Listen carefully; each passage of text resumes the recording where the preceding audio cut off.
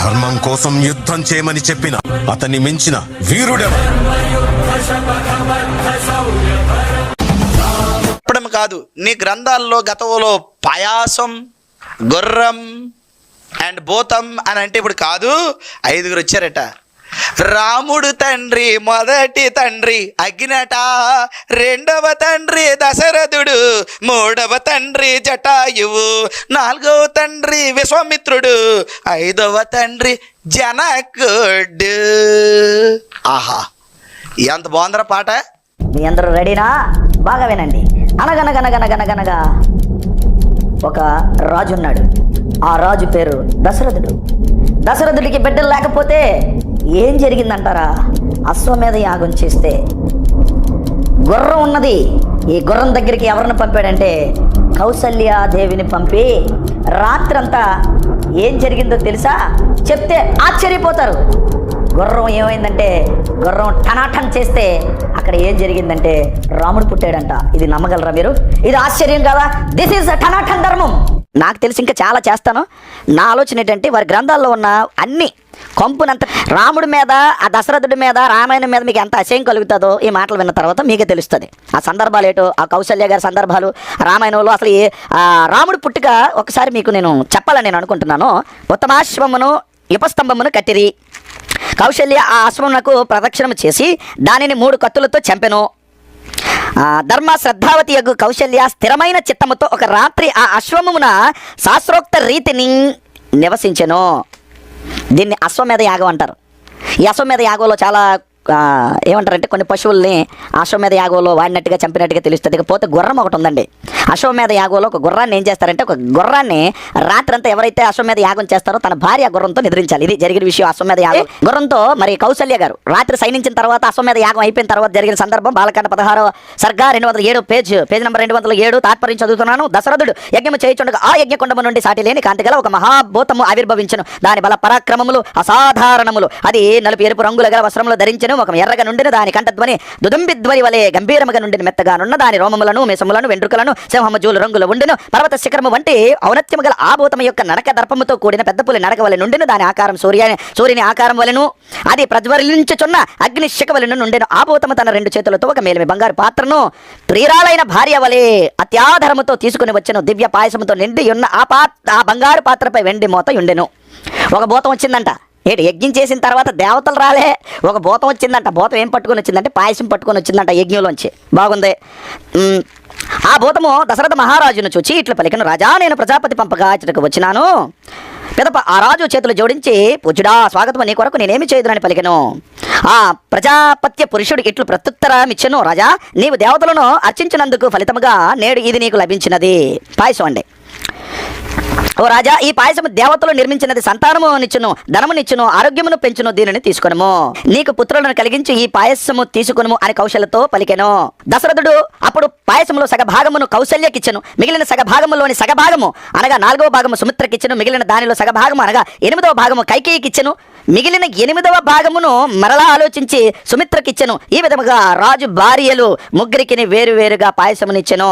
ఉత్తమ గుణవంతులకు ఆ భార్యలు అందరూ ఆ పాయసము లభించినందుకు చాలా సంతోషించిన మనస్సులతో దానిని గొప్ప బహుమానముగా భావించిరి. ఉత్తమ గుణములకు ఆ దశరథుని భార్యలు ఆ ఉత్తమమైన పాయసమును భుజించి ఆజ్ఞాదిత్యుల వంటి తేజస్సుతో ఒప్పుచు చాలా కాలము తర్వాత అప్పుడు గర్భములను ధరించిరి. అయిపోయిందండి, ఇది జరిగిన విషయం. ఇక్కడ ఏం జరిగిందంటే, విచిత్రం ఏంటంటే, మరి దశరథుడి గారికి మ్యాటర్ లేదు. చాలామంది భార్యలు ఉన్నా సరే ఎవరికి పిల్లలు లేరు. పిల్లలు లేకపోతే ఏం చేశాడంటే, మరి అశ్వమేధ యాగం చేశాడు. అశ్వమేధ యాగం చేస్తే కౌశల్య గారు రాత్రి గుర్రంతో పడుకున్నారు. గుర్రంతో పడుకున్న తర్వాత ఏం జరిగిందో మీకు మరి శుక్ల యజుర్వేదంలో చూపించాను, చూశారు మీరు. ఆ తర్వాత అయిన తర్వాత యజ్ఞం పూర్తి అయిపోయిన తర్వాత ఏమొచ్చిందంటే, యజ్ఞంలోంచి మరి దేవత రాలేదంటే భూతం వచ్చిందంట బయటికి. యజ్ఞం చేస్తాడు. రాజు యొక్క భార్య అక్కడ పనుకోవాలి గుర్రం పక్కలో. అప్పుడు ఈ మంత్రాలు చదివేటటువంటి వాళ్ళు ఎవరైతే ఉంటారో, అంటే ఆ యజ్ఞాన్ని నిర్వహించేటువంటి బ్రాహ్మణులు, ఈ వేద మంత్రాలు చదివి ఆ యజ్ఞాన్ని ఎవరైతే నిర్వహిస్తారో వాళ్ళు ఏం చేస్తారంటే, ఆ చనిపోయిన గుర్రానికి ఆ రాజు భార్య పక్కలో పడుకుంది కదా, వీళ్ళ మీద ఒక వస్త్రాన్ని కప్పుతారు. అంటే ఇదంతా కూడా అశ్వమేధ యాగంలో జరిగేటటువంటి తంతు అనమాట, ఒక తంతు. ఇట్లా చేసిన తర్వాత ఇది ఇక్కడ ఏమని చూడండి, హోత, అధ్వరు, ఉద్గాత. అంటే వీళ్ళు యజ్ఞాన్ని నిర్వహించేటటువంటి వాళ్ళు అనమాట. వీళ్ళని ఏమంటారంటే హోత, ఒక అతను హోత ఉంటాడు, అధ్వర్వువు అనేటువంటి ఒక ఆయన ఉంటాడు, ఉద్గాత అనేటువంటి ఆయన ఒక ఆయన ఉంటాడు. అను ఋత్విక్కులు రాజమహేషిని పరివృత్తిని వావాతను గ్రహించిరి. అంటే యజ్ఞం అయిపోయిన తర్వాత ఏం చేయాలంటే ఆ రాజు యొక్క భార్యల్ని ఈ ఎవరైతే బ్రాహ్మణులు యజ్ఞం చేస్తా ఉన్నారో వాళ్ళకి ఇచ్చేసేయాలంట.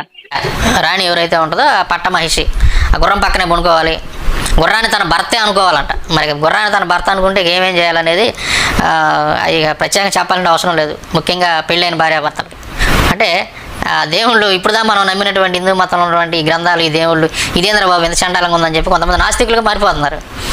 నాస్తికంగా అంటే వాస్తవానికి వాళ్ళు నాస్తికులుగా కూడా మారిపోలేదు, కానీ క్రైస్తవంలో పోయామంటే మళ్ళీ ఇబ్బంది పడతారు, మళ్ళీ మనకి విమర్శలు వస్తాయి అన్నట్టుగా వాళ్ళు నాస్తికులు అన్నట్టుగా చెప్తా ఉన్నారు. ఏదో ఒక రోజు నిజం తెలిసినప్పుడు వాళ్ళంతా కూడా క్రైస్తవులుగానే మారిపోతారు, అందులో ఏమాత్రం సందేహం లేదు. వీళ్ళు చెప్పేదంతా నిజమే, కానీ దీని వెనక ఏం జరిగింది, దీని ముందు ఏం జరిగింది చెప్పకుండా అక్కడ ఉన్నదాన్ని దాని చేదు విషయంగా, అది తప్పులాగా వీళ్ళు చెప్పటానికే ట్రై చేస్తారు.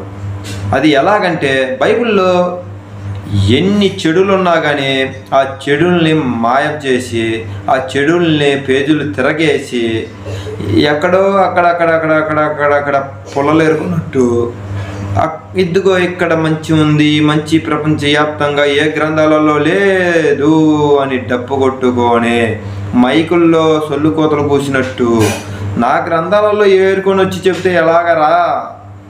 దీని వెనక సూక్ష్మ ధర్మం ఏమిటో, రహస్యం ఏమిటో, దీని ముందు ఏం జరిగిందో, వెనక ఏం జరిగిందో అది మీరు మాట్లాడిన వీడియోలు మా దగ్గరకు వస్తే మేము వదిలిపెట్టాం కదా. వినండి. ఇలాంటి ఎర్రినాయాలు, ఇలాంటి అమాయక ప్రజల్ని అమాయకంగా తయారు చేసి దశమ భాగాల కోసం వీళ్ళు సంపాదించుకోవడం కోసం ఎంత నీచమైన మాటలు మాట్లాడుతున్నారో తెలుసుకోండి. దీని వెనక అసలు ఏమిటి కథ? వీళ్ళు చెప్పిందంతా నిజమే, కానీ ఆ నిజంలో నిజం ఎంత ఉందో తెలుసుకోండి. ఈ వీడియో లెంత్ ఎక్కువ ఉందని వదిలేయకండి, చూడండి, నిజం తెలుసుకోండి, మన ధర్మం గురించి నిజాలు తెలుసుకోండి. చగటి గురూజీ గారి మాటల్లో ఒక సద్బ్రాహ్మణుడు మహాతపస్వి ఋష్యశృంగుని మాట ఆధారం. ఆయన అన్నారు పొంగిపోయి, సర్వదా ప్రాప్యసే పుత్రాంశ్చత్వారో అమిత విక్రమాన్ యస్యతే ధార్మికీ బుద్ధిరియం పుత్రార్థమాగత.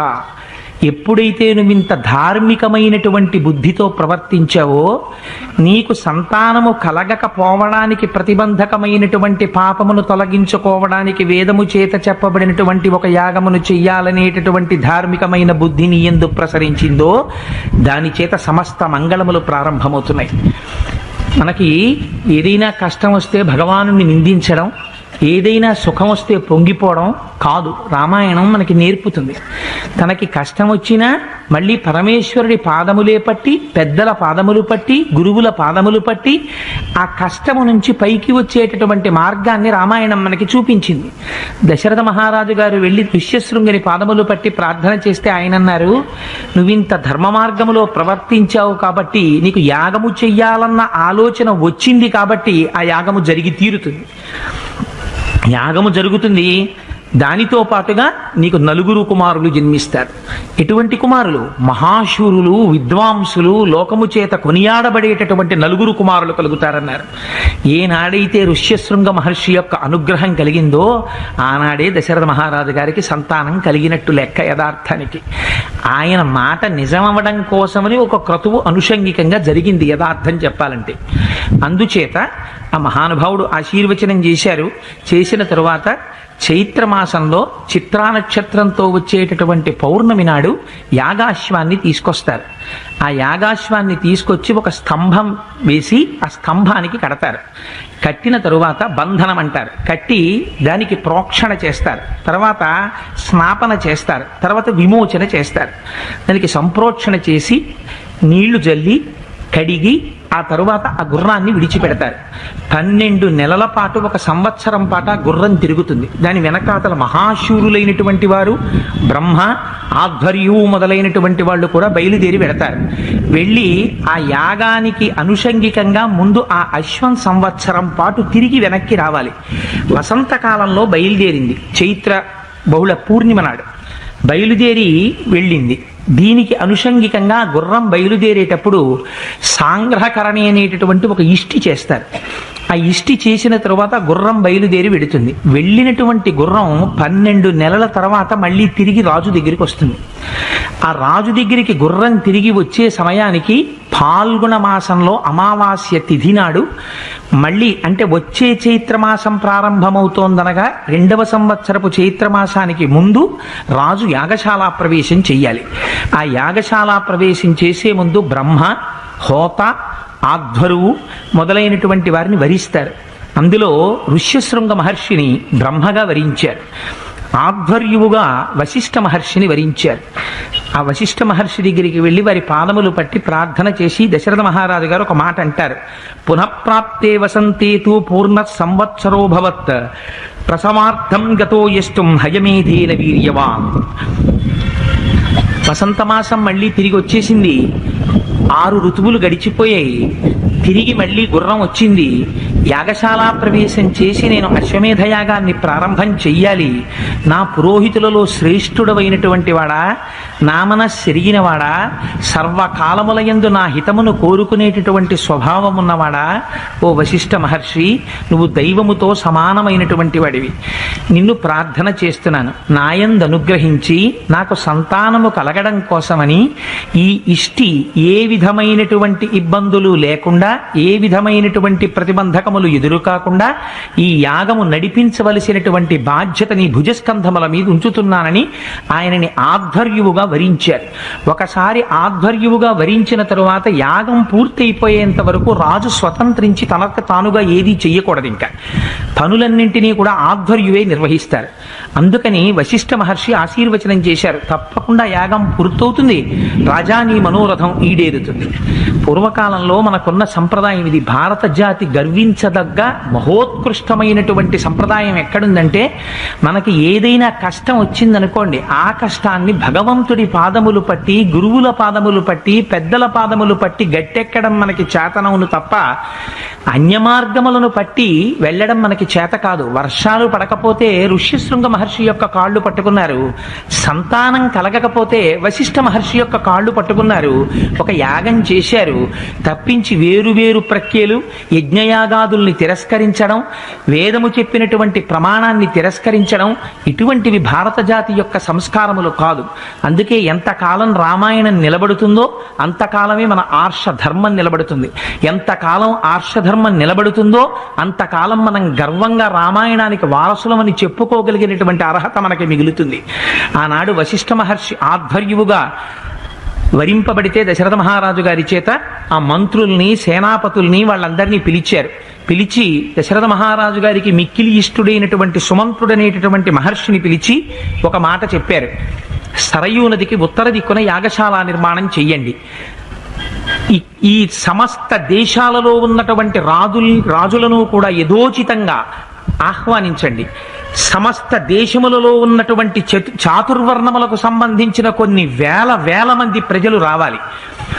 రాజులకు, అధికారులకు, జానపదులకు, పౌరులకు వారికి తగినట్టుగా తాత్కాలికమైనటువంటి విడిది గృహాల్ని నిర్మించండి. అన్నపు రాసులు పొయ్యండి. పర్వతాలు ఎలా ఉంటాయో అలా పర్వతం అంతంత అన్నరాసులు వడ్డించండి. శిల్పులను, పెద్ద చెక్కగలిగినటువంటి మహాపండితులను, గొప్ప బ్రాహ్మణులను, వేదము చదువుకున్న వారిని, విద్వాంసుల్ని, జ్ఞానమును సముపార్జించినటువంటి వారిని సత్కరించి యథోచితంగా వారికి ఇవ్వవలసినటువంటి తాంబూలమిచ్చి తీసుకువచ్చి ఆ యాగంలో కూర్చునేటట్టుగా చెయ్యండి. దీనితో పాటుగా ప్రధానమైన విషయాలు కొన్ని జ్ఞాపకం పెట్టుకోండి. మనకి రామాయణం నేర్పుతుంది. మన ఇంట ఒక ఉత్సవం జరిగితే ఎలా ప్రవర్తించాలో మనకి రామాయణం నేర్పింది. మేము చాలా పెద్ద పెద్ద పెద్ద పెద్ద సేవా సంస్థలు నడుపుతున్నాం అన్న వాళ్ళందరూ కూడా రామాయణం నుంచి ఈ మాట నేర్చుకోవాలి. అందుకని పెద్దలు కోరుకున్నది ఇది కాదు, అలా వడ్డించమని వాళ్ళు చెప్పలేదు.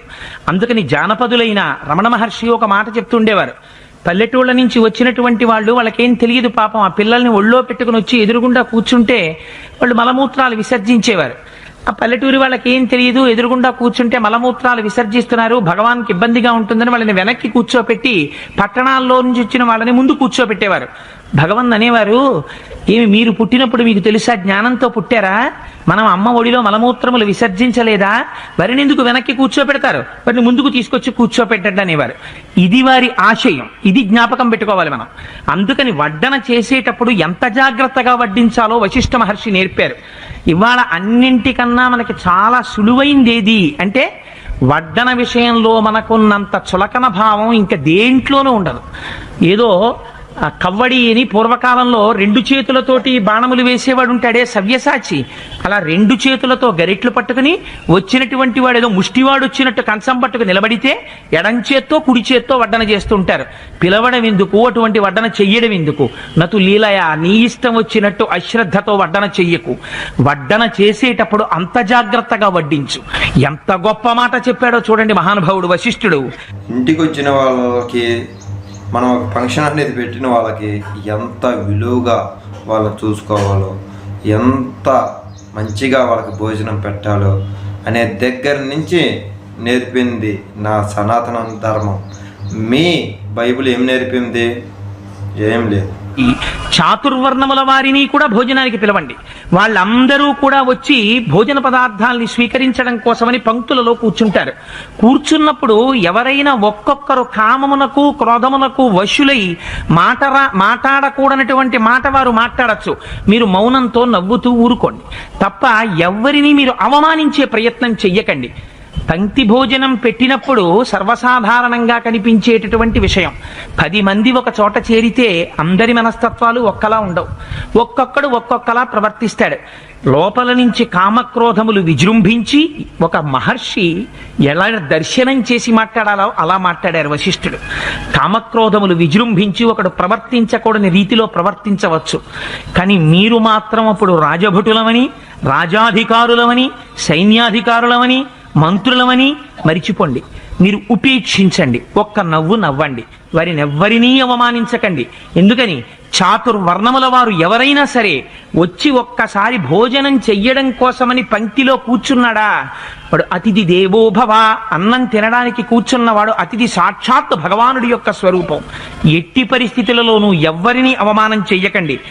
నీ ఇంట సంతృప్తి పడినటువంటి వాడి నోటి వెంట రావలసిన మాట ఇది. వాడి మనసు మీద దెబ్బ కొట్టి నువ్వు కడుపుకు అన్నం పెడితే వాడు పక్కకి తిరిగి కళ్ళ నీళ్లు కంగుడువాతో ఒత్తుకుని వెళ్ళిపోతాడు. నీకు కలిగే శుభమేం కలుగుతుంది? నువ్వు వచ్చినటువంటి వాడి మనస్సు సుఖపడేటట్టుగా ప్రవర్తించడం ముందు నేర్చుకో. నేర్చుకున్న తర్వాత ఈ కడుపుకి ఎంత పెట్టావన్నది వాడు చూడడు. ఇంతమంది కలిసి ఏకకంఠంతో దశరథ మహారాజు గారిని ఆశీర్వచనం చేస్తున్నారు. ఇటువంటి ఆశీర్వచనం జరిగింది కనుకనే సాక్షాత్తు శ్రీమన్నారాయణుడంతటి వాడు ఎంచుకున్నాడు, నేను దశరథ మహారాజు గారికి కొడుకుగా పుడతాను అని. ఇంత ధర్మం పాటించాడు కనుక, ఇంత జాగ్రత్తగా 10 మందికి పెట్టాడు కనుక, ఇంత జాగ్రత్తగా యజ్ఞయాగాదులు నిర్వహించాడు కనుక కీర్తివంతుడయ్యాడు దశరథ మహారాజు గారు. ఇలాగ మర్యాదలతో మీ బైబిల్లో భోజనాలు అనేది పెట్టింది ఎక్కడైనా ఉందా? దైవ స్వరూపుల్లాగా ప్రజల్ని, ఆ దైవాన్ని నమ్ముకునే వాళ్ళైనా కానీ, ఆ దైవ పరిశుద్ధ ఆత్మలైనా కానీ, ఆ దైవమైనా కానీ ఇలాగా దైవ స్వరూపుల్లాగా చూసి ఇంత ప్రేమగా వాళ్ళ కడుపు నింపిన వాళ్ళు మీ బైబిల్లో ఒక్కడన్నా ఉన్నాడా? సరే, ఆ లోపల యాగశాల పరమాద్భుతమైనటువంటి నిర్మాణం చేశారు.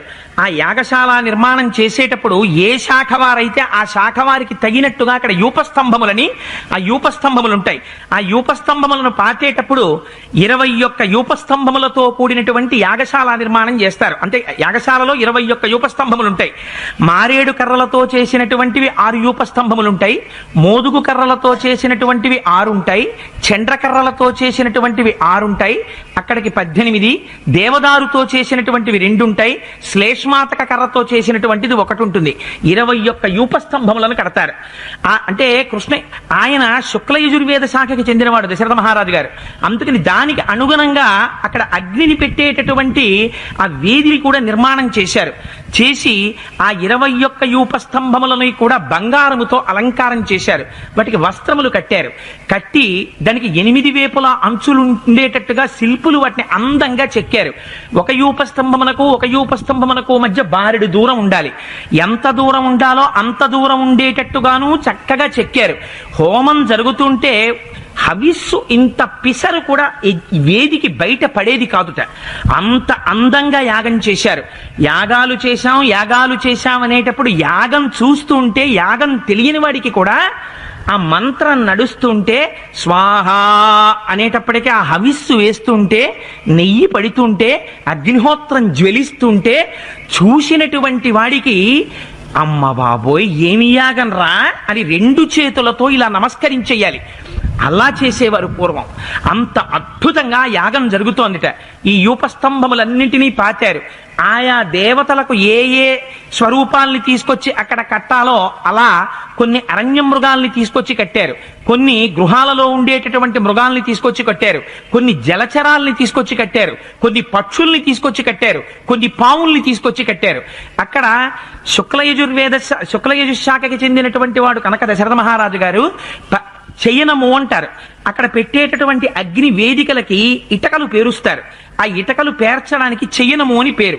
అది ఎంత అందంగా పేర్చాలంటే గరుడ పక్షి తన 2 రెక్కల్ని విప్పి ఆ శిరస్సు కొంచెం కిందకి వంచి ఆ వెనకాతల ఉండేటటువంటి పుచ్ఛాన్ని కొద్దిగా విప్పితే తల వంచి పైనుంచి కిందకి గరుడు చూస్తే ఎలా ఉంటుందో అలా ఆ ఇటకల్ని పేర్చాలి.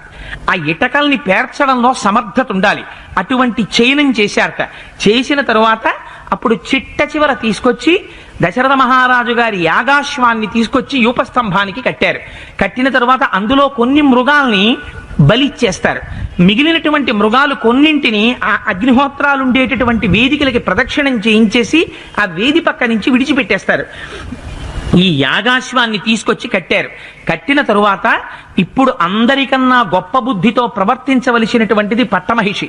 రాజుతో పాటుగా రాజు రాజ్యాభిషేకం జరుగుతున్నప్పుడు ఆ రాజు పక్కన సింహాసనం మీద కూర్చుని పట్టాభిషిక్తురాలైనటువంటి భార్య ఎవరుంటుందో ఆవిడ్ని మహిషి అని పిలుస్తారు.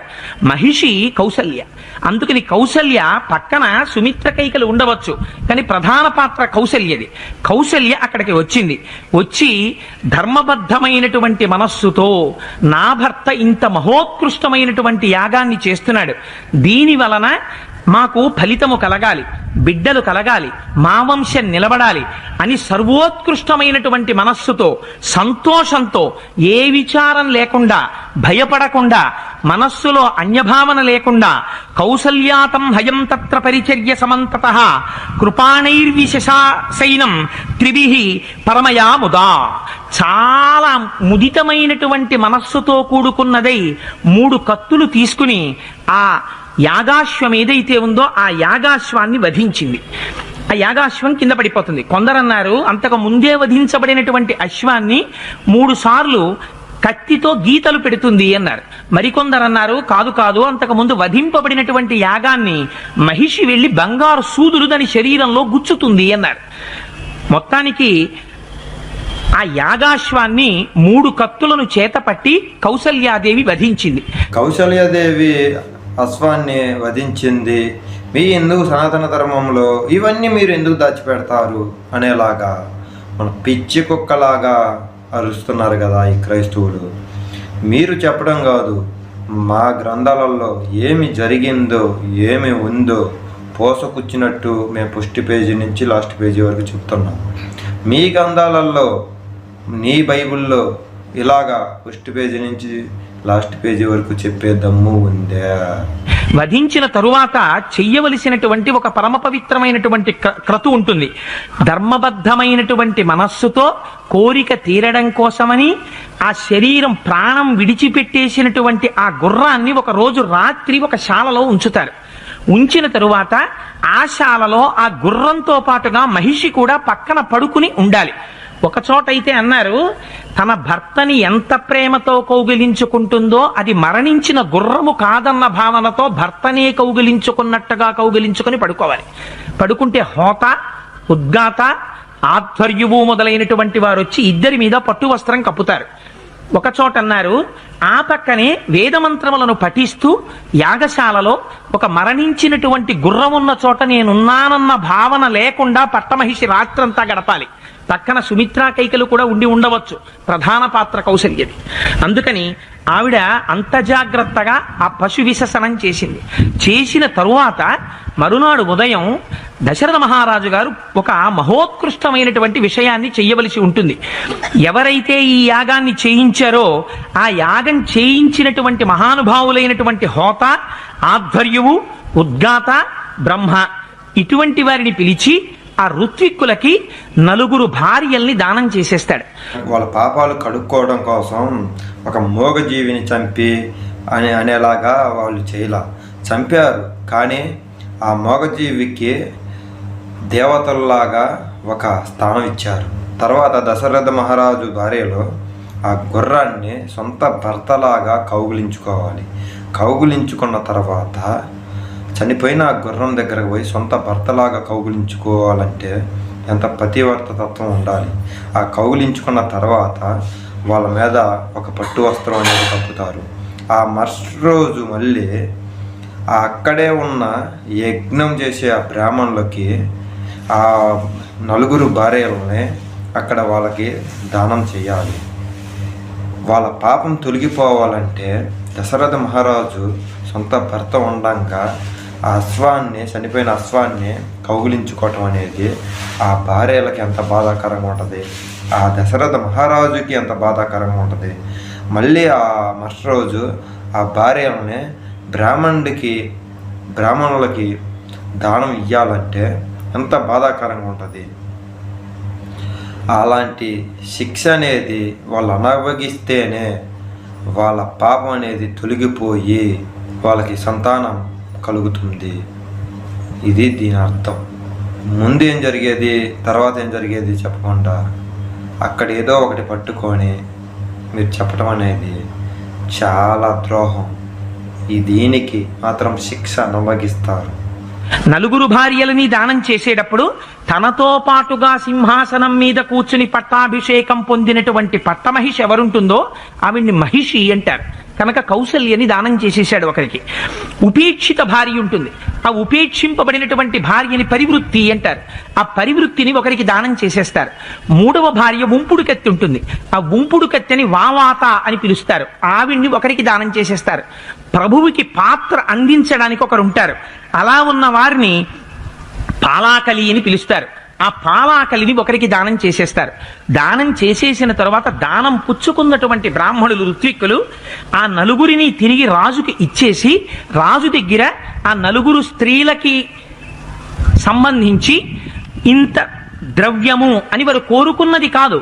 వారికి ఎందుకని ఆ ఋత్విక్కులకి మనసులో కోరికే ఉండదు. వారికి ఇంత దానం పుచ్చుకోవాలి అంత దానం పుచ్చుకోవాలని కోరికున్నవారు కారు, వారు నిత్య సంతుష్టులు.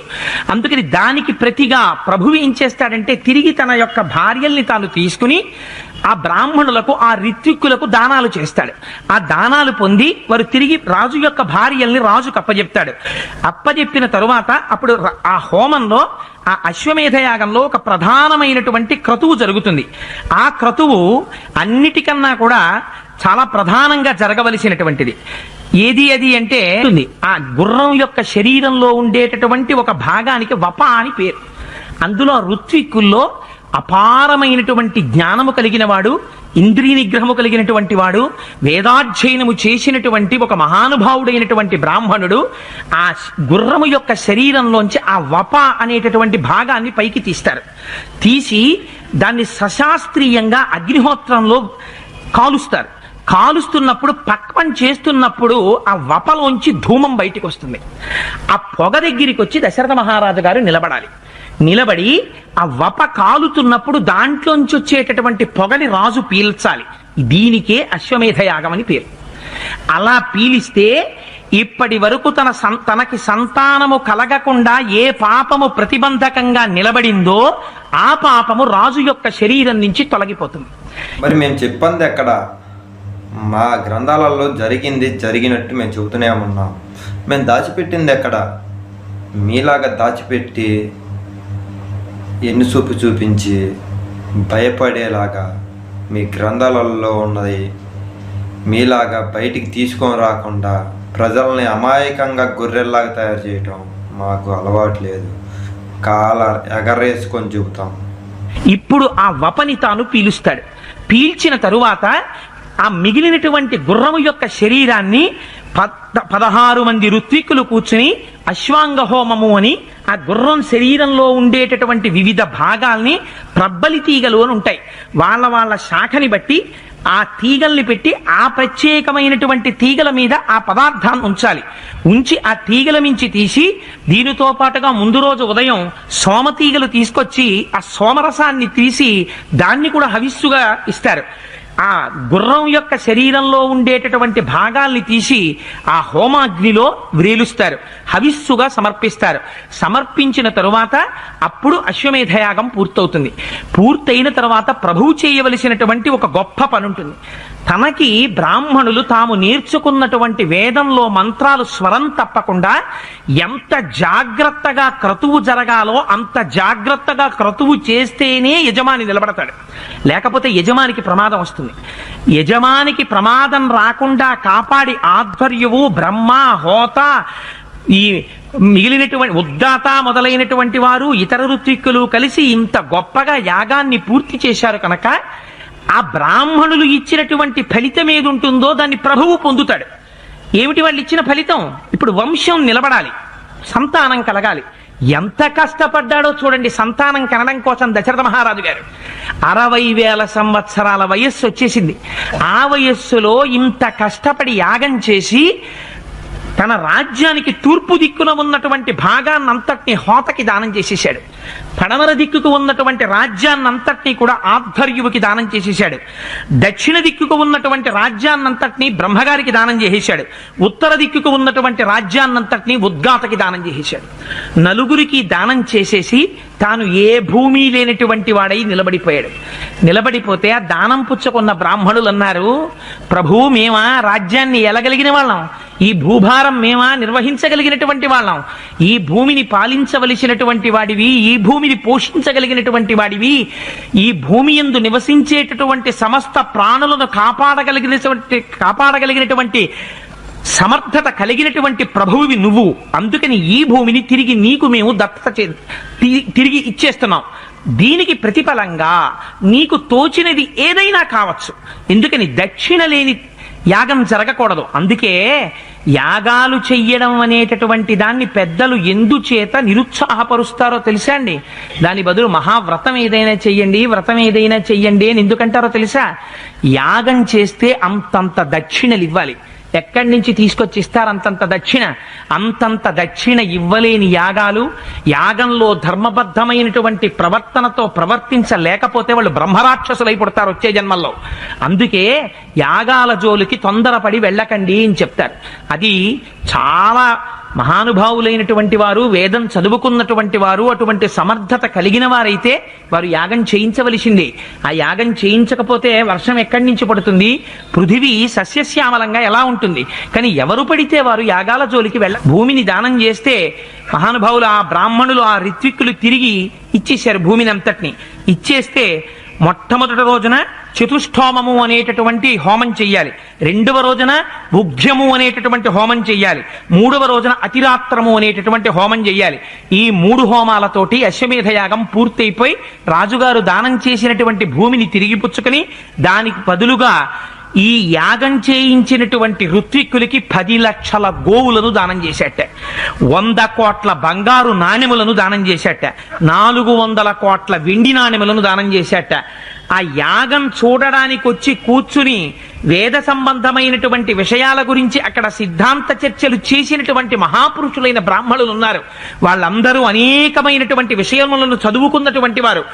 వాళ్ళందరికీ కలిపి 1 కోటి బంగారు నాణెములు దానం చేశాట. ఎన్నో గోవులు దానం చేశాడు. ఒక నిరుపేద అయినటువంటి బ్రాహ్మణుడు చిట్ట చివరి వచ్చి దశరథ మహారాజు గారికి నమస్కారం చేశాడు.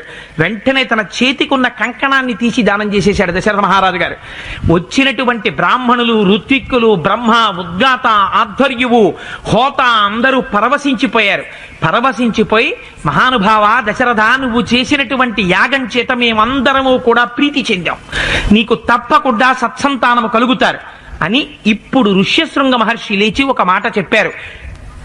ఇష్టింతేహం కరిష్యామి పుత్రీయాం పుత్రకారణాత్ అధర్వ శిరసి ప్రోక్తై మంత్రై సిద్ధాం విధానతః.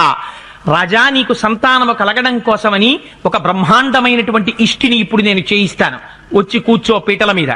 ఈ ఇష్టి అథర్వవేదంలో చెప్పబడినటువంటి ఇష్టి. వచ్చి కూర్చోమన్నారు. వచ్చి దశరథ మహారాజు గారు కూర్చున్నారు. ఆ ఇష్టి చెయ్యడాన్ని ప్రారంభం చేశారు.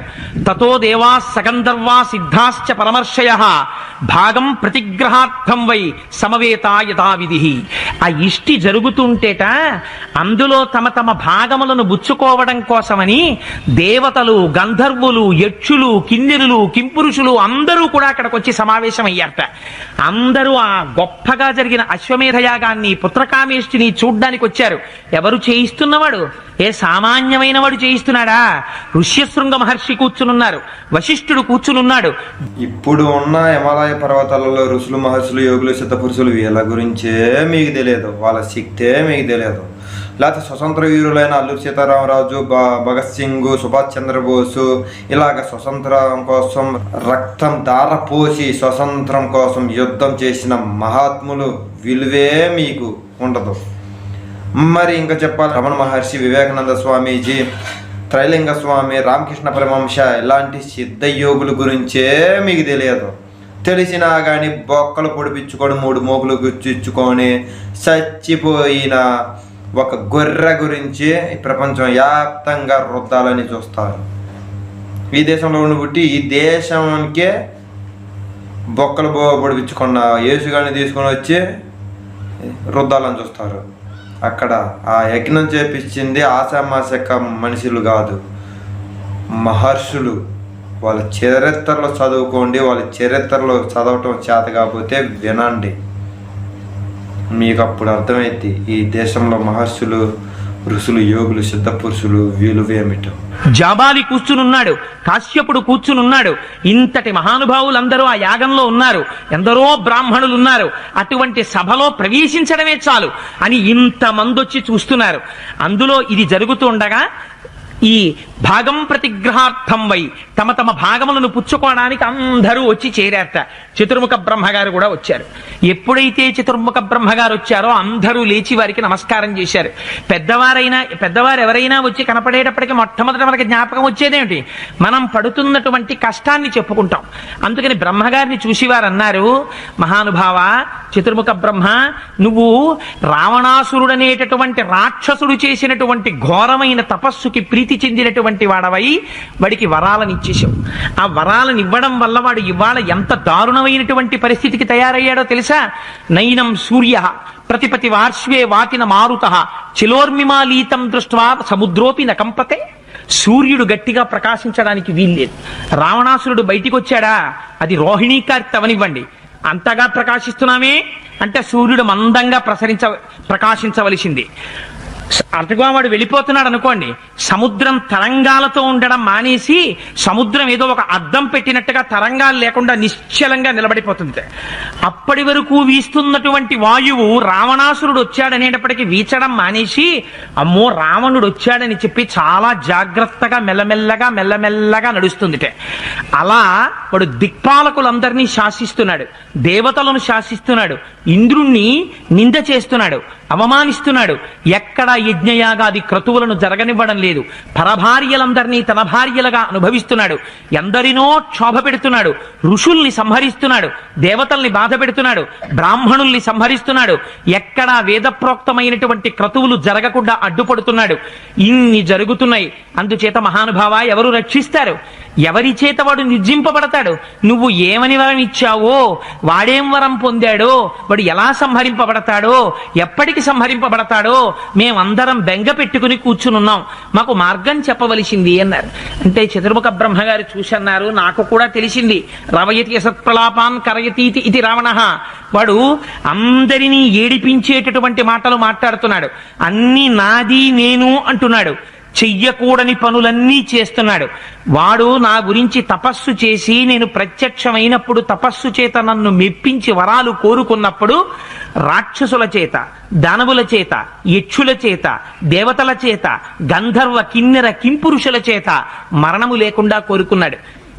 వాడికి మనుష్యుడంటే చాలా చులకన భావం. ఇంతమంది చెయ్యలేంది ఒక మనిషి చేస్తాడా? ఇప్పుడు నన్ను సంహరిస్తాడా? ఎంత చులకన భావమో చూడండి మనిషి అంటే. ఆ మనుష్యుడి గొప్పతనం ఏమిటో చూపించారు మా స్వామి రామచంద్రమూర్తి. అందుకని మనుష్యుడిగా వచ్చాడు. అందుకని ఒక మనుష్యుడి చేతిలో మాత్రమే రావణాసురుడు సంహరింపబడతాడు అని చెప్పగానే అక్కడ ఉన్న వాళ్ళందరూ సంతోషపడిపోయారు. అమ్మయ్యా, ఒక మార్గం తెలిసింది. అయితే రావణాసురుడు సంహరింపబడాలంటే మనుష్యుడి చేతిలో సంహరింపబడతాడనమాట. ఇది తెలియగానే ఏమనుకుంటారు అక్కడ ఉన్న వాళ్ళందరూ? ఎవరున్నారు? మనుష్యులే ఉన్నారు. ఓహో, మనుష్యుడి చేత సంహరింపబడతాడు కాబట్టి నేను ఎందుకు వెళ్ళిపోకూడదు రావణాసురుడి మీదకి అనుకుంటాడు కదా. అలా అనుకుని వీళ్ళందరూ వెళ్ళిపోతారేమో గభాల్ని. వెళ్ళిపోతే వీళ్ళు నిష్కారణంగా వాడు సామాన్యమైనటువంటి తపస్సు ఏమిటి? మహోగ్రమైనటువంటి తపస్సు. వాడిని శాసించడమే, వాడిని నిర్జించడమే. అందుకని వీళ్ళు ఎక్కడ దెబ్బతింటారో అని మహానుభావుడు లోకరక్షైకమూర్తి కనుక, దయాళువు కనుక, కరుణా సముద్రుడు కనుక మహానుభావుడు ఏ తస్మిన్నంతరే విష్ణురూపజాతో మహాద్యుతి శంఖచక్ర గదాపాణి పీతవాస జగత్పతి, అంతటా నిండి నిబిడీకృతమైపోయినటువంటి పరమాత్మ శ్రీ మహావిష్ణువు ఒకరు పిలిచారా పిలవలేదా అని చూడకుండా ఆ సభా మధ్యంలో తనంత తానుగా వచ్చి నిలబడ్డాంట. ఎటువంటి స్వరూపం శ్రీ మహావిష్ణువు యొక్క స్వరూపం! ఆయన కన్నుల ముందు ఒక్కసారి కనపడ్డారా అసలు నోట మాట వస్తుందా? ఇంకా అంత అందమైనటువంటి స్వరూపం. అటువంటి స్వరూపం కదా. ఒక్కసారి నల్లని మేఘం వచ్చి నిలబడితే ఎలా నిలబడుతుందో ఆ అందమైనటువంటి ఆ మెడలో ఉన్నటువంటి వైజయంతిమాలతో శంఖ చక్ర గదా పద్మములను పట్టుకున్నవాడై స్వామి ఒక్కసారి వచ్చి అక్కడ నిలబడి ఒక ప్రతిజ్ఞ చేశారు. ఎవ్వరూ కంగారు పడవలసినటువంటి అవసరం లేదు. నేను విన్నాను, రావణాసురుడు చేస్తున్నటువంటి దురాగతములనన్నింటినీ విన్నాను. వాణ్ణి సంహరించడానికి నేనే మనుష్యుడిగా జన్మించాలని నిర్ణయం తీసుకున్నాను. ఇది స్వామి యొక్క వాత్సల్యం అంటే. ఏమైనా రావలసిన అవసరమే ఉంది. ఆయనే రాకపోతే ఎంతమంది బయలుదేరి అగ్నిహోత్రంలో పడిపోయినటువంటి శలభాల్లా రావణాసురుడి యొక్క తేజస్సులో నశించిపోతారని ఒకరు పిలిచారా పిలవలేదా అని కూడా చూడకుండా తనంత తానుగా అంతా నిండిపోయినటువంటి పరమాత్మ ఈ కన్నులతో చూడడానికి వీలైనటువంటి ఒక స్వరూపంతో సభామధ్యంలో వచ్చి నిలబడ్డారు. నిలబడి ప్రతిజ్ఞ చేశారు. 3 మేకులు కుచ్చుకొని చచ్చినవాడు, ఒకరిని కూడా రక్షించకుండా చచ్చినవాడు కరుణామయుడు కాదు. ఎవరు పిలవకపోయినా కానీ లోక రక్షణ కోసం వచ్చేవా అతనే కరుణామయుడు. కరుణామయుడు అంటే ఇలాగుండా లక్షణాలు. అలా కాదు, అలాగంటే యేసులాగా కాదు. హత్వాక్రూరం దురాత్మానం దేవర్షీణాం భయావహం. ఎందుకు సంహరిస్తాను రావణాసురుణ్ణి? ఆయన వచ్చినటువంటిది సంహారం చెయ్యడం కాదు. అందుకే మనుష్యుడిగా వచ్చారు. మనుష్యుడికి ఉండవలసినటువంటి ప్రధానమైన కర్తవ్యం క్షమ, యశః. క్షమ ఉండాలి, ఓర్పు ఉండాలి. మిగిలిన ప్రాణులకు ఈ ఓర్పు ఉన్నదా లేదా పక్కన పెట్టండి. మనుష్యుడికి ఉండవలసిన ప్రధానమైన ధర్మం ఓర్పు. అందుకే రామచంద్రమూర్తి ఒక పట్టాన ఎవ్వరినీ చంపరు. ఎంత ఓర్మి వహిస్తారో మహానుభావుడు. రావణాసురుడు కూడా మారతాడేమో మారతాడేమో మారతాడేమో అని అంగదుడితో రాయబారం పంపారు, హనుమని పంపారు.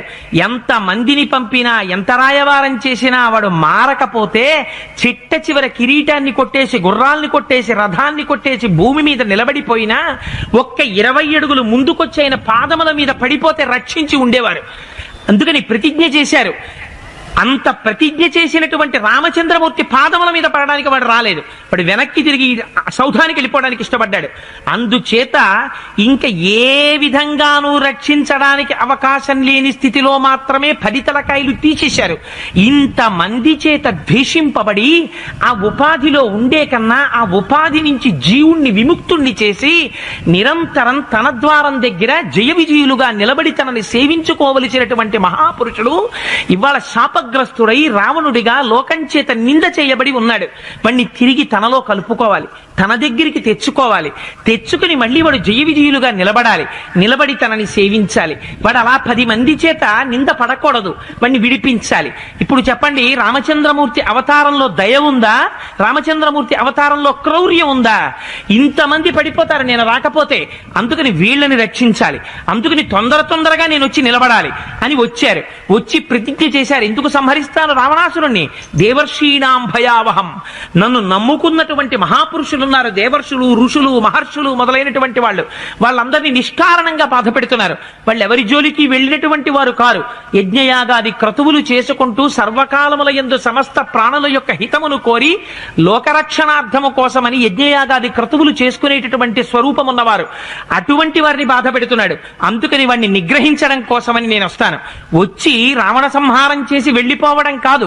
10 వర్ష సహస్రాణి 10 వర్ష శతాని చ 11,000 సంవత్సరములు ఈ భూమండలం మీద ఉంటాను. వత్సామి మానుషోలేకే పాలయన్ పృథివీమిమాం. ఈ పృథివీ మండలాన్ని పరిపాలన చేస్తాను. ఎందుకు పరిపాలన చేస్తాను? మనుష్యుడనేటటువంటి వాడు అధోగతికి వెళ్ళిపోయి ఉన్నాడు. మనుష్యుడన్న వాడికి గౌరవం లేదు. ఎందుచేత? ఆఖరికి రావణాసురుడు కూడా మనుష్యుడు నన్నేం చేస్తాడన్నాడు. అంతగా చితికిపోయినటువంటి స్వరూపంతో ఉన్నటువంటి మనిషి యొక్క గౌరవం ఏమిటో నేను మళ్ళీ పునఃస్థాపన చేస్తాను. అందుకని రామరాజ్యం అంటే ఏమిటో చూపిస్తాను. దానికోసమని 11,000 సంవత్సరములు ఈ భూమండలాన్నంతటి పరిపాలన చేస్తాను అని ప్రతిజ్ఞ చేశారు. తత పద్మపలాశాక్ష కృత్వాత్మానం చతుర్విధం పితరం రోచయామాస తథా దశరథం రూపం. ఆయన తనంత తానుగా వరించారు దశరథ మహారాజు గారిని తండ్రిగా. దశరథ మహారాజు గారు చేసినటువంటి క్రతువు చేత దశరథ మహారాజు గారికి కలగవలసినటువంటిది సంతానం. కానీ దశరథ మహారాజు గారికి శ్రీమన్నారాయణుడే రామచంద్రమూర్తిగా జన్మించడానికి కారణం స్వామి యొక్క దయ. ఆయనే ప్రతిజ్ఞ చేశారు. ఇంత గొప్ప యాగం చేశాడు, ఇంత ధర్మంతో ప్రవర్తించాడు. నేను దశరథుణ్ణి తండ్రిగా వరిస్తున్నాను. జన్మలేని నేను అజాయమానో బహుధా విజాయతే అంటుంది శృతి. ఆయనకి జన్మ లేదు, ఆయన ఒక శరీరాన్ని పొందవలసినటువంటి అవసరం ఉన్నవాడు కాడు. అటువంటి వాడు మనుష్యుడిగా జన్మిస్తే తప్ప రావణ సంహారం అవ్వదు. మనుష్యుడిగా జన్మించాలంటే ఒక పురుషుడి యొక్క తేజస్సు స్త్రీలో ప్రవేశించాలి. ఆ స్త్రీ గర్భంలో 12 నెలలు తానుండాలి. ఏమాయనకి కర్మ? ఎక్కడో హాయిగా కూర్చుని సమస్త బ్రహ్మాండములందు తన కంటి చూపుతో శాసించగలిగినటువంటి స్వామి మన కోసమని కౌసల్యాదేవి గర్భంలో ప్రవేశించి 12 నెలలు ఆ అంధకారంలో ఉండి ఒక స్త్రీ యోనిలోంచి బయటికొచ్చి అలా వస్తే తప్ప తాను మనుష్యుడు కాడు కనుక తాను మనుష్యుడని అనిపించుకొని ఇప్పుడు ఈ మనుష్యుడి చేతిలో రావణుడు నిహతుడవుతాడు కనుక రావణుణ్ణి సంహరించి అటు రావణుణ్ణి ఉద్ధరించి రావణుడి చేత శాసింపబడి రావణుడి చేత నిందింపబడి రావణుడి చేత నిగ్రహింపబడినటువంటి సమస్త లోకములను రక్షించడం కోసమని తత పద్మపలాసాక్ష కృత్వాత్మానం చతుర్విధం. తనకి తానుగా తనని 4 భాగములుగా చేసుకుని, అంటే శ్రీ మహావిష్ణువు 4 భాగాలు అవుతారా? ఇంత గాలిని తీసుకొచ్చి 4 భాగాలు చేయండి, ఆకాశాన్ని తీసుకొచ్చి 4 భాగాలు చేయండి, సాధ్యం అవుతుందా? అంతటా నిండి నిబిడీకృతమైపోయినటువంటి పరమాత్మ 4 భాగాలైతే వేదవేద్యే పరే పుంసి జాతే దశరథాత్మజే వేద ప్రచేతసాదాసి సాక్షాత్ రామాయణాత్మన అన్న శ్లోకానికి అర్థం ఎక్కడుంటుంది? వేదము వేదోపబ్రహ్మణమై రామాయణంగా నడిస్తే ఆ వేదము చేత ప్రతిపాదింపబడినటువంటి పరబ్రహ్మము రామచంద్రమూర్తిగా నడుస్తున్నాడని చెప్తే ఆ పరబ్రహ్మములో అర్ధవంతు రామచంద్రమూర్తి ఎందుకు అవుతారు? అది వంతుగా పాయస పాత్ర వెళ్ళింది, కానీ పూర్ణమైనటువంటి స్వరూపముతోటే వచ్చారు. అందుకని రామావతారము పూర్ణావతారమే. అందుచేత తను మాత్రము 4గురిగా వస్తున్నానని ప్రతిజ్ఞ చేశారు. అందుకని తత పద్మపలాసాక్ష కృత్వాత్మానం చతుర్విధం పితరం రోచయామాస తథా దశరథం రూపం. అందుచేతనే రామచంద్రమూర్తికి అన్నిటికన్నా ఇష్టమైన పేరేదోట తెలుసా అండి? ఆయన్ని రామ అంటే పెద్ద ఏం సంతోషపడిపోరట, ఆయన్ని రామచంద్ర అంటే ఏం పెద్ద ఆనందపడిపోరట. ఆయన దగ్గరికి వెళ్ళి దాశరథి అన్నారనుకోండి పొంగిపోతారట. ఎవరు నన్ను మా నాన్నగారి పేరుతో పిలిచారు అని. కొడుకుకి ఉండవలసిన ప్రధాన లక్షణం ఏదో తెలుసా అండి? ఇంకా మనకి అంతో ఇంతో పాలించి వెళ్ళిపోయిన ప్రభువులు మిగిల్చిన ఒక్క మంచి సంస్కారం, పేరు రాసుకుంటే పక్కన సన్నాప్ పెట్టడం. అది ఎందుకు పెట్టనివ్వండి, అదొక్కటి మిగిలింది. ఇంకా తండ్రి పేరు కనీసం అందుకైనా జ్ఞాపకం వస్తోంది, లేకపోతే మరిచేపోదురేమో. తద్దినాలు పెట్టని కొడుకులు ఎంతమంది ఉన్నారు దేశంలో? పుట్టనేని వారు గిట్టనేని, పుట్టలోని చెదలు పుట్టవా గిట్టవా అంటారు పోతన గారు. అలాగా ఒక తల్లి ఒక తండ్రి జన్మనిచ్చి తమ రక్తాన్ని పాలగా మార్చి తల్లి వాణ్ణి పోషిస్తే, తండ్రి తనకున్నటువంటి సమస్తమైన శక్తుల్ని ఆ ఆర్జనకి వినియోగించి తెచ్చి ఆ కొడుకుని పెంచి పెద్ద చేసి తుట్టతుదన ఆ కొడుకుని చిట్ట చివర చూస్తున్నప్పుడు మృత్యుబాధ కూడా మర్చిపోయి ఆ కొడుకు చెయ్యి గట్టిగా పట్టుకుని ప్రాణోత్క్రమణం అయిపోయి వెళ్ళిపోతే, సంవత్సరానికి ఒక్కసారి తండ్రి తిథిని జ్ఞాపకానికి తెచ్చుకుని నన్ను కన్న తల్లి వెళ్ళిపోయినటువంటి రోజు, నన్ను కన్న తండ్రి వెళ్ళిపోయినటువంటి రోజుని సంస్కరించుకొని, అందుకే దానికి ఇంకొక పేరు లేదు, శ్రాద్ధం. శ్రద్ధగా పెట్టవలసినటువంటి రోజు. ఆ రోజున కూడా సంస్మరించుకోలేకపోతే అటువంటి ప్రాణిని మనిషి అని పిలవాలా? కన్న తల్లిదండ్రుల పట్ల కృతజ్ఞత లేక వెళ్ళిపోయిన తల్లిదండ్రులకి తద్దినం పెట్టని నిన్ను నేను ఏమని నమ్మను? నువ్వు నాకు స్నేహితుడవని నమ్మనా? అని మనం నిలదీయవలసినటువంటి రామాయణానికి వారసులం కాం మనం. అందుచేత ఇది రామచంద్రమూర్తి యొక్క గొప్పతనం. దాశరథి అని పిలిస్తే, దశరథ మహారాజు గారి కుమారుడా అని పిలిస్తే పొంగిపోతాట ఆయన. అందుకే ఆయన ఎక్కడైనా రామ అన్న కన్నా దాశరథి అంటే సంతోషపడిపోతారు.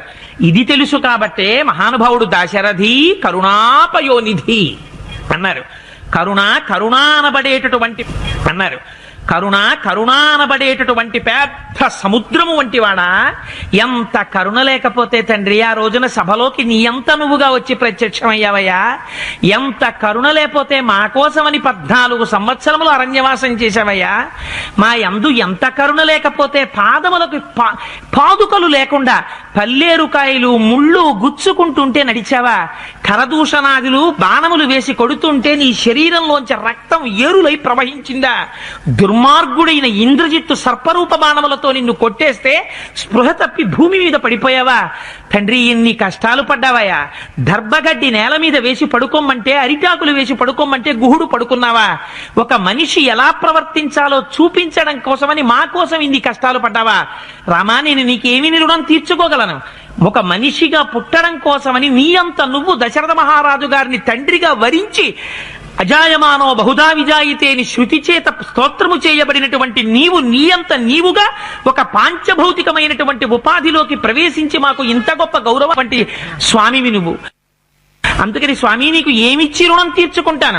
రామా, నీకొక్క నమస్కారం, నేను నీ వాడనయ్యా అంటే చాలట, పొంగిపోతాట రామచంద్రమూర్తి. అందుకని తత పద్మపలాశాక్ష కృత్వాత్మానం చతుర్విధం పితరం రోచయామాస తథా దశరథం నృపం. ఆ దశరథ మహారాజు గారికే నేను నలుగురిగా జన్మిస్తున్నాను అని ప్రతిజ్ఞ చేశారు. ఇతర పురాణములలో ఆయన ఆదిశేషుడు లక్ష్మణుడిగా వచ్చారని అంశలు చెప్పారు. కానీ వాల్మీకి రామాయణం మనకి ప్రత్యక్ష ప్రమాణం. నిన్నటి రోజున చెప్పాను, బ్రహ్మగారు వరం ఇచ్చారు. ఇందుచేత ఏది రహస్యమో ఏది ప్రకటమో అన్నీ నీకు భాషిస్తాయి, నువ్వు ఆచమనం చేసి కూర్చుంటే చాలు అన్నారు. అందుకని ఆ వాల్మీకి మహర్షికి సర్వము విదితము కనుక వారి చేత లిఖింపబడినటువంటి రామాయణం ఏదైతే ఉందో అది మనకి పరమ ప్రామాణికం. అందుచేత ఆ శ్రీ మహావిష్ణువే 4 స్వరూపాలతో దశరథ మహారాజు గారికి కుమారులుగా వచ్చారు. ఇంతలో ఒక చిత్రమైనటువంటి సందర్భం జరిగింది. అక్కడ చేరినటువంటి దేవతలు ఋషులు మొదలైనటువంటి వాళ్ళందరూ స్తోత్రం చేశారు, ఎంతో ఆనందపడ్డారు. మహాప్రభో, మమ్మల్ని రక్షించడానికి నువ్వు మనుష్య రూపంలో వస్తున్నావు, ఇంకా మాకేం కావాలి? పరమానందాన్ని పొందుతున్నామన్నారు. ఎంతో ఆనందం పొందుతూ ఉన్నటువంటి సమయంలో అక్కడ పుత్రకామేష్టి పూర్తవుతోంది. ఋష్యశృంగ మహర్షి పుత్రకామేష్టిని పూర్తి చేస్తున్నారు. ఆ పుత్రకామేష్టిని పూర్తి చేస్తున్నటువంటి సమయంలో ఆ అగ్నిహోత్రంలోంచి ఒక మహాభూతం ఒకటి బయటికి వచ్చింది.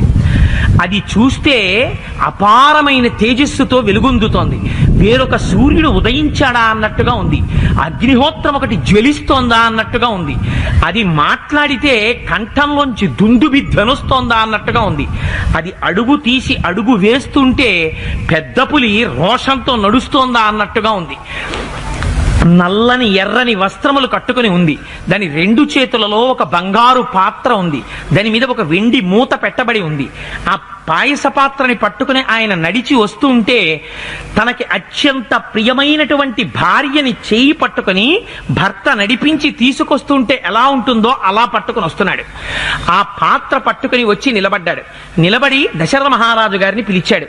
దశరథుడు గబగబా లేచి వెళ్ళి సాంజలిబంధకంగా నమస్కరించి, మహానుభావ, ఈ యాగాగ్నిలోంచి బయటికి వచ్చావు, నువ్వెవరు, నీకు నేనేం చెయ్యగలను, నన్ను ఆజ్ఞాపించు అన్నాడు. అంటే ఆయన చెప్పాడు, ఇదంతు నరసార్దూల పాయసం దేవనిర్మితం, ప్రజాకరం గృహాణత్వం ధన్యం ఆరోగ్యవర్ధనం.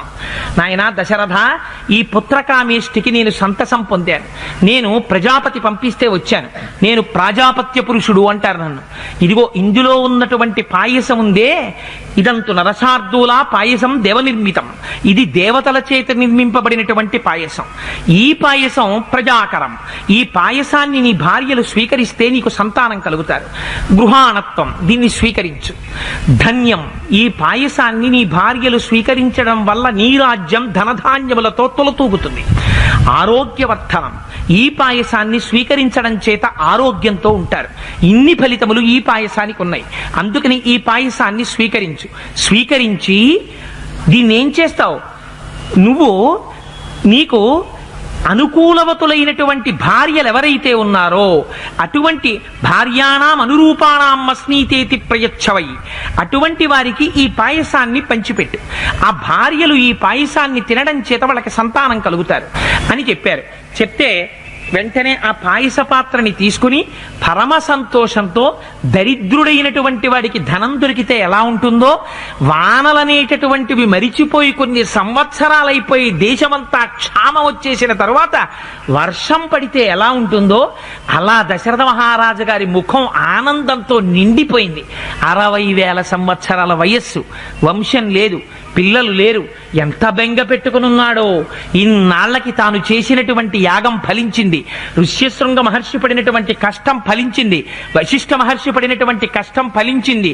ఇంతమంది చేసినటువంటి ఆశీర్వచనం ఫలించింది. అందుకని ఆ పాయస పాత్రని తీసుకున్నారు. భార్యాణామనురూపాణం అస్నీతేతి ప్రయచ్చవై అని కదా, నీకు అనుకూలవతులైనటువంటి భార్యలకి ఈ పాయసాన్ని పంచిపెట్టమన్నారు. అంతఃపురంలోకి వెళ్ళారు. తన భార్యల్ని పిలిచారు. కౌసల్య, సుమిత్ర, కైకేయి ముగ్గురిని పిలిచారు. పిలిచి అక్కడికి వెళ్ళిన తర్వాత ఆ పాయసంలో సగభాగాన్ని తీసి కౌసల్యకి ఇచ్చారు. ఎందుకని? ఆ దశరథ మహారాజు గారు ఎంతటి ధర్మాత్ముడో చూడండి. పట్టమహిషి కౌసల్య, అందుకని కౌసల్యకి ఆ పాయసంలో సగభాగం ఇచ్చారు. సగభాగం ఇస్తే విష్ణువులో సగభాగం వస్తుందని కాదు దాని అర్థం. విష్ణువు ముక్కలు ముక్కలుగా వచ్చేటటువంటి స్వరూపం కాదది. దానికి ఇతర ఫలితాలు ఉన్నాయి. ధన్యం ఆరోగ్యవర్ధనం, తనతో కలిసి పట్టమహిషి పీటల మీద కూర్చుంటుంది. రాజు ఎంతటి గొప్పవాడో పట్టమహిషి అంత గొప్పది. అందుకని పట్టమహిషి నుంచి కూడా రాజ్యానికి కావలసినటువంటి రక్షణ ప్రసరించాలి. అందుకని ఆ పాయసంలో సగభాగాన్ని పట్టమహిషి కనుక కౌసల్యాదేవికి ఇచ్చారు. ఇచ్చిన తరువాత అర్ధాదర్ధౌ దదౌ చాపి సుమిత్రాయై నరాధిప, రెండవ భార్య సుమిత్ర ఉంది. ఆ మిగిలినటువంటి అర్ధభాగం ఉంది. పాయసంలో సగం కౌసల్యకి ఇచ్చేశారు. సగం ఉంది కదా, ఆ సగంలో మళ్ళీ సగం చేశారు. అంటే పావు వంతు ఉంది. ఆ పావు వంతు సుమిత్రకి ఇచ్చారు. ఇచ్చిన తర్వాత ఇప్పుడు ఎంత మిగిలింది? ఇంకొక పావు వంతు మిగిలింది. ఈ పావు వంతు కైకేయికి ఇచ్చేసారనుకోండి, సుమిత్రని కైకమ్మని ఒక కాట కట్టేసినట్టు అయిపోతుంది. మరి సుమిత్ర కన్నా కైకమ్మ చిన్నది. అందుకని కైకమ్మ కన్నా ముందు సుమిత్రని వివాహం చేసుకున్నారు, తనకి బిడ్డలు పుట్టలేదని. దశరథ మహారాజు గారు పరమధర్మాత్ముడు. దశరథ మహారాజు గారు ఒళ్ళు కొవ్వి అన్ని పెళ్లిళ్లు చేసుకోలేదు. కౌసల్యాదేవిని వివాహం చేసుకున్న తర్వాత కూడా తనకి వంశము నిలబడలేదు కనుక, వంశము నిలబడకపోతే సింహాసనం ఖాళీగా ఉండిపోతుంది కనుక, తన వంశము తనతో అంతరించిపోకూడదు కనుక తనకి కొడుకులు పుట్టడం కోసమని సుమిత్రని స్వీకరించారు. ఆ సుమిత్ర వల్ల కూడా సంతానం కలగలేదు, కైకేయిని స్వీకరించారు. ఇప్పుడు సంతానం కలగడానికి మార్గం ఏర్పడింది. ముగ్గురికి పాయసాన్ని పంచారు. కానీ పంచేటప్పుడు కౌసల్య పెద్ద భార్య కనుక అర్ధభాగం ఇచ్చారు. సుమిత్ర కైకేయులకి సగం సగం చేసి సుమిత్రకి పావు వంతు ఇచ్చారు. కానీ కైకమ్మకి కూడా పావు వంతు ఎలా ఇస్తారు? అందుకని మళ్ళీ కైకమ్మకి ఇవ్వవలసి ఇవ్వవలసినటువంటి పావు వంతుని మళ్ళీ సగం సగం చేశారు. మళ్ళీ 8వ వంతు తీసి సుమిత్రకి ఇచ్చారు, 8వ వంతు తీసి కైకమ్మకి ఇచ్చారు. అందుకని సుమిత్రకి 2 భాగములు అందే. 4వ వంతు ఒకసారి అందింది, 8వ వంతు ఒకసారి అందింది. అంటే 3/8వ వంతు కైకమ్మకి అందింది. అందులో 1/2 వంతు కౌసల్యాదేవికి అందింది, 1/8వ వంతు కైకమ్మకి అందింది. ఈ మూడింటికి LCM కట్టండి, మళ్ళీ ఒకటి వచ్చేస్తుంది కదా మ్యాథమెటిక్స్ లో కడితే. అందుకని ఆ పాయస పాత్రని ఆ విధంగా విభాగం చేశారు. విభాగం చేసి ముగ్గురికి పంపించారు. భార్యలకి పాయస పంపకం అయిపోయింది. అయిపోయిన తరువాత దశరథ మహారాజు గారు యాగం అయిపోయింది కదా, పాయసం వచ్చేసింది కదా, భార్యలకు ఇచ్చేశాం కదా, వచ్చిన వాళ్ళు పోకుండా ఏం చేస్తారు లేని పడుకోలేదు.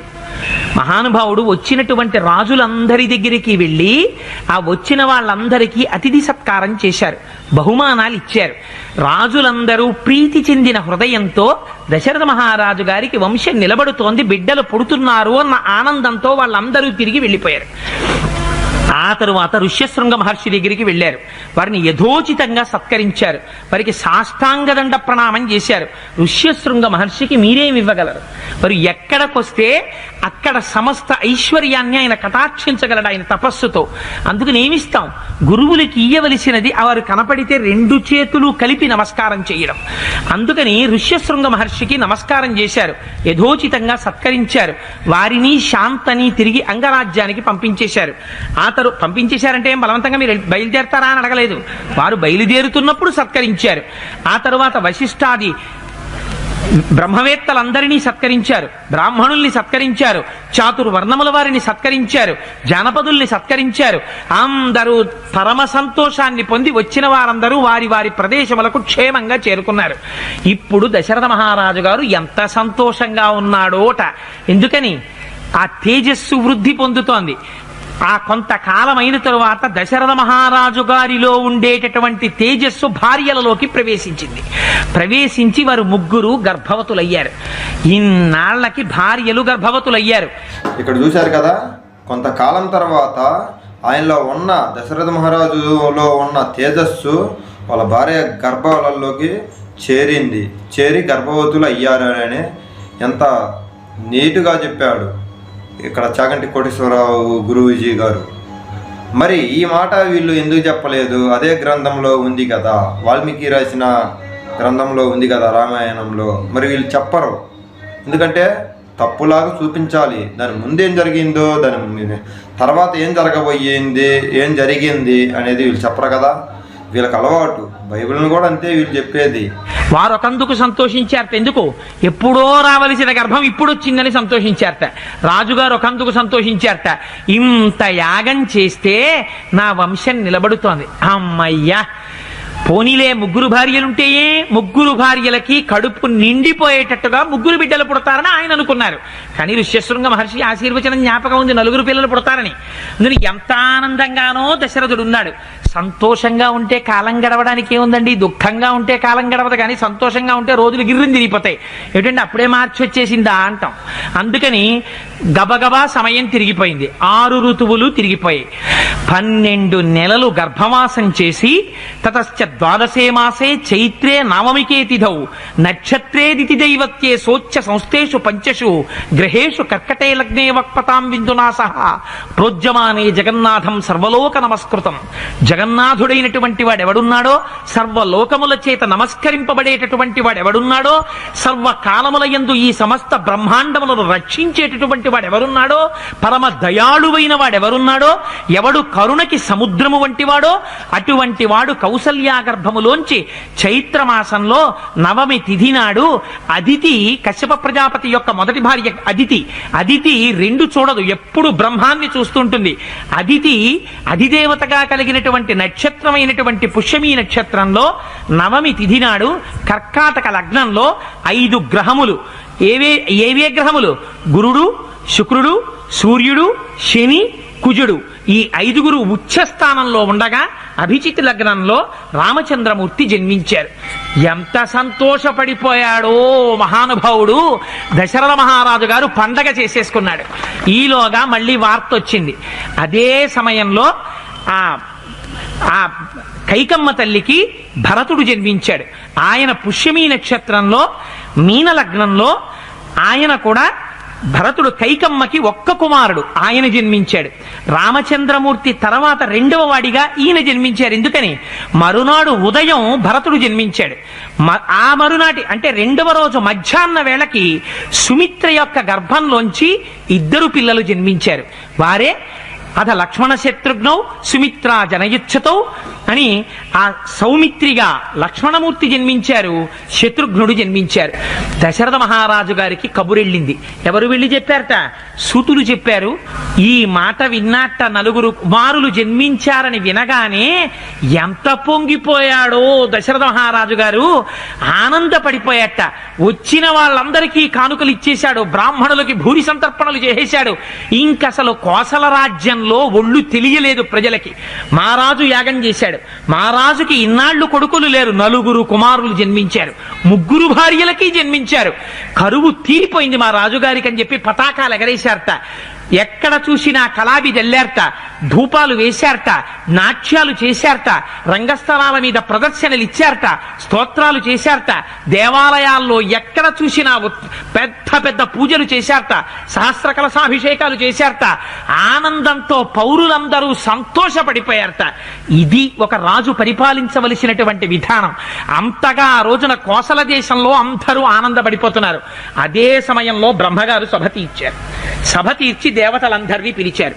అబ్బాయి, మహానుభావుడు శ్రీ మహావిష్ణువు లోకములను రక్షించడం కోసమని పుట్టవలసినటువంటి అవసరం లేనివాడు 12 నెలలు కౌసల్యాగర్భవాసం చేసి రామచంద్రమూర్తిగా అవతరించారు. అదే శ్రీ మహావిష్ణువు సుమిత్రా గర్భంలోంచి లక్ష్మణుడిగా శత్రుఘ్నుడిగా అవతరించాడు.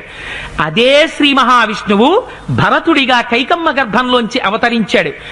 ఇప్పుడు ఈ రామ లక్ష్మణ భరత శత్రుఘ్నులు రావణ వధ అనేటటువంటి మహోత్కృష్టమైన కార్యం మీద బయలుదేరవలసినటువంటి సమయం ఆసన్నమవుతోంది. రాముడికి బాసటగా నిలవడం కోసమని దేవతలందరూ తమ తమ అంశాలతో భూమి మీద జన్మించండి. ఒకటి గుర్తుపెట్టుకోండి, ఎవరైనా కానీ మన రామాయణంలోనైనా కానీ, భాగవతంలోనైనా కానీ, మహాభారతంలోనైనా కానీ, 18 పురాణాలైనా ఇంకా ఇతర గ్రంథాలలోనైనా మనం ఏదైనా ఉన్నది ఉన్నట్టు కూర్చున్నట్టు చెబుతాం. వీళ్ళకి దాని ముందేం జరిగిందో దాని వెనకేం జరిగిందో చెప్పకుండా హిందువులని గొర్రెల్లాగా మార్చటమే వీళ్ళ లక్ష్యం. అసలైన క్రైస్తవ మతం ఎంత దారుణమైనదో ఒక్కసారి చరిత్ర తవ్వి చూడండి, మీకు అర్థమైంది. వాళ్ళకి వీళ్ళు వాళ్ళ వీర్యానికి పుట్టిన వాళ్ళు లాగా ఆ క్రైస్తవ మతం దుర్మార్గమైనది అని తెలిసి కూడా వాళ్ళ దుర్మార్గాలు ఒక్కటి కూడా చెప్పకుండా మన గ్రంథాలలో అయితేమి, మన దేశంలో అయితేమి, అద్దుగో ఆ హిందువు అలాగా, ఇదిగో ఈ సనాతన నమ్ముకున్నవాడు ఇలాగా అని చెప్పటమే కానీ ప్రపంచం వ్యాప్తంగా ఉన్న ఆస్తి సొమ్ము మొత్తం బంగారంతో సహా వజ్ర వైరేడ్యాలతో సహా దోచుకొని అగ్రస్థానంలో సిగ్గు శరం లేకుండా బతికే దేశం ఏమిటి? క్రైస్తవ మతం దేశం కదా, క్రైస్తవుల కదా. ఈ దేశం, ఈ భారతదేశం, ఈ ప్రజలైనా ఎక్కడైనా ఒక దేశం మీదకి యుద్ధానికి పోయి దోచుకొని రావాలి అనే ఆలోచన ఎక్కడైనా ఉందా? వాళ్ళ పిల్లగాలని ఇతర దేశాలు వాళ్ళ పిల్లగాలని ముసలి మొత్తకాన్ని చూడకుండా చంపి వాళ్ళ ఆస్తులు దోచుకొని రావటం ఎక్కడైనా ఉందా చరిత్రలో? ఎక్కడైనా చరిత్ర తవ్వితే వాళ్ళ దేశాలన్నీ, నీచమైన దేశాలన్నీ మన భారతదేశానికి వచ్చి దోచుకొని పోవటానికే ఎంతోమంది లక్షల వేల కోట్ల మంది ప్రాణాలు తీసేశారు, కొన్ని లక్షల మంది ప్రాణాలు తీసేశారు. ఈ దేశం వాళ్ళ నుంచి తప్పించుకోవటానికి, ఈ దేశం వాళ్ళ నుంచి రక్షించుకోవటం కోసమే ప్రయత్నించింది. కానీ ఏనాడైనా వాళ్ళు మా దేశం వచ్చి ఇలా చేశారు, మేము కూడా వాళ్ళ దేశం పోయి పిల్ల ముసలి ముతక అనేది లేకుండా చంపేస్తాము అని దేశం ఏ దేశం మీదక ఇప్పటికీ చరిత్రలో కూడా ఎప్పటికీ యుద్ధానికి పోలా. వాళ్ళు యుద్ధానికి తయారయ్యి మన దేశానికి వస్తేనే వాళ్ళ నుంచి రక్షించుకోవటానికి మనం యుద్ధం చేశాం. కానీ ఏ దేశం సొమ్మైనా కానీ, ఏ దేశం వాడినైనా కానీ మనం అనవసరంగా చంపలేదు. ఇది మన దేశం విలువ. ఇది మన దేశం ఆచరించే ధర్మం. ఇలాంటి ధర్మాన్ని కించపరచటానికి ఇలాంటి నీచమైన కుక్కలు ఎన్నెన్నో ప్రయత్నాలు చేస్తారు. ఎక్కడో లేరురా, నీ ఇంట్లోనే ఉంటారు చీడ పురుగులనే. వీడు మన దేశంలోనే ఉన్నారు ముందు వీళ్ళు చీడ పురుగులు. ఇలాంటి చీడ పురుగుల్ని చంపటమో లేకపోతే చేయటమో వద్దు. ఎందుకంటే ఈ నీచమైన పురుగులు మనకి తప్పులాగా కనరావచ్చు, కానీ ఆ నీచమైన పురుగులు వెనక ఈ నీచమైన పురుగులు వెనక వాళ్ళ ఫ్యామిలీ ఉంది. తన పిల్లలు, తన భార్య, తన చుట్టాలు, బంధుమిత్రులు. మనకి పగ కావచ్చు, వాళ్ళకి పగ కాదు కదా. ఆ హెల్త్ అనేది వాళ్ళకి లేకుండా చేయకూడదు. మనిషి మనిషిగా బతకాలి. వాళ్ళు చెప్పే వాదనకి, వాళ్ళు మాట్లాడే వాదనని ఖండించేలాగా నా ధర్మం అది కాదురా, నా ధర్మం ఇదిరా అని ఎంతవరకైనా కానీ విసికెత్తినా కానీ మన ధర్మం విలువ చెప్పటమే మన ధర్మం. మనిషిని ఎప్పటికైనా కానీ ఒకడు పుట్టాడంటే వాడు ఎంత నీచమైన వాడైనా కానీ వాడు భూమి మీద నుంచి వెళ్ళిపోవాల్సిందే. శాశ్వతంగా ఇక్కడ ఉండేవాడు ఎవడు లేడు. మనం ఉన్న కొన్ని రోజులైనా కానీ మన ధర్మాన్ని కాపాడుకుందాం. పశుబలం చూపించవద్దు. సత్యబలం, సత్యవాకుని మనం చెప్పాలి. వివేకానంద స్వామీజీ ఎలాగా మన దేశ విలువ గురించి, మన ఋషులు, మహర్షులు, యోగులు, సిద్ధపురుషులు, స్వతంత్ర వీరులు, వేదాలు, పురాణాలు, భాగవతం, మహాభారతం ఇవన్నీ ఎలా చెప్పాడో ఇవన్నీ మన దేశంలో మన గ్రంథాల గురించి మొత్తం మనం తెలుసుకొని నేర్చుకొని, మన ఋషుల గురించి మొత్తం నేర్చుకొని, నా దేశం అంటే ఇదిరా, నా దేశం అంటే ఇంత విలువైనదిరా. ఒక గృహం ప్రపంచ దేశం అయితే ఆ గృహాలలో ఒక పూజ గది లాంటిదిరా నా దేశం. నా దేశం ఏం చెబుతుంది? పగస్తుడైన శరణ కోరితే పరమాత్ముల్లాగా చూడమంది. పగస్తుడైనా కానీ బంధువులాగా వస్తే పరమాత్ముల్లాగా ప్రేమించమంది. నిన్ను వలె నీ పొరుగు వాళ్ళని ప్రేమించు అనే వాక్యం కంటే విలువైన వాక్యం చెప్పాడు నా పరమాత్ముడు, నా దేశం. ఆ వాక్యం ఏమిటంటే నిన్ను నువ్వు ప్రేమించుకున్నట్టు మనిషిని ప్రేమించటం కాదు, ఆ మనిషితో పాటు చీమ దగ్గర నుంచి, దోమ దగ్గర నుంచి, కప్ప దగ్గర నుంచి 84 లక్షల జీవరాశులను కూడా అలాగనే ప్రేమించాలి.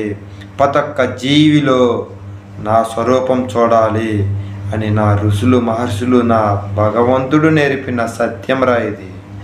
నీ సత్యవాకుల కంటే నా సత్యవాకు, నా దేశ వాకు ఎంత విలువైనదో అర్థమైందా?